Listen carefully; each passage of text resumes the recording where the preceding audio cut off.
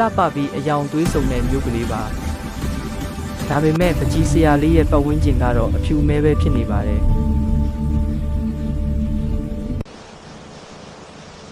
သူဟာဘလောက်ပဲလှတဲ့ပကြီးကားတွေဆွဲဆွဲသူ့မျက်လုံးထဲမှာတော့အသက်မဲ့နေပါတယ်ငါဘဝမှာဘာလို့အယောင်တွေမရှိတာလဲဆိုပြီးသူဝမ်းနေနေပါတယ်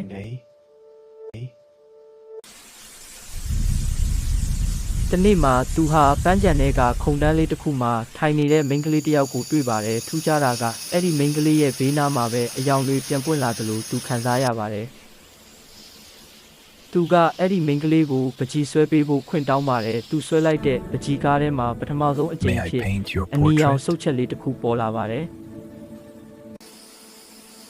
သူတို့နှစ်ယောက်ဟာနေ့တိုင်းတွေ့ပြီးစကားပြောကြပါတယ်ပကြီးဆရာလေးရဲ့ကဘာကြီးဟာတဖြည်းဖြည်းနဲ့အပြာရောင်အဝါရောင်အစိမ်းရောင်တွေနဲ့တောက်ပလာပါတယ်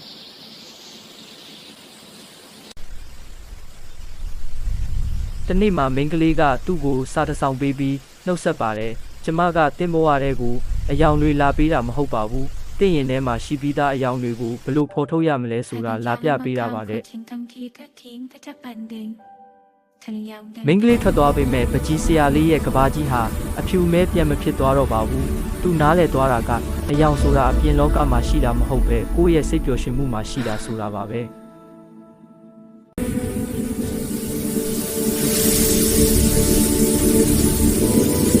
သူဟာပြုံးပျော်စွာနဲ့အယောင်စုံလင်တဲ့ပကြီးကားကြီးကိုအပိသက်ဆွဲလိုက်ပါတော့တယ်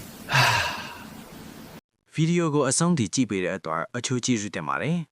comment မှာဘလို့ဗီဒီယိုတွေကြည့်ချင်လဲဆိုတာရေးပေးကြပါ